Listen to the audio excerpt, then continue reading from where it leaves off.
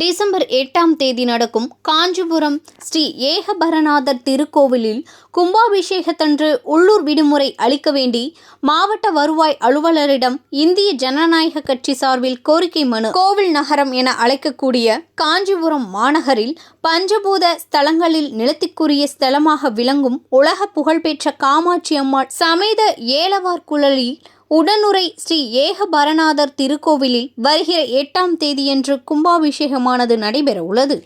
12 வருடங்களுக்கு பிறகு இத்திருக்கோவிலில் கும்பாபிஷேகமானது நடக்க இருப்பதால் உள்ளூர் மக்கள் மட்டுமின்றி வெளி மாவட்ட மற்றும் வெளி மாநிலத்திலிருந்து ஆன்மீக பக்தர்கள், பொதுமக்கள் என பல்லாயிரக்கணக்கான நபர்கள் காஞ்சிபுரத்திற்கு கூடுவார்கள்.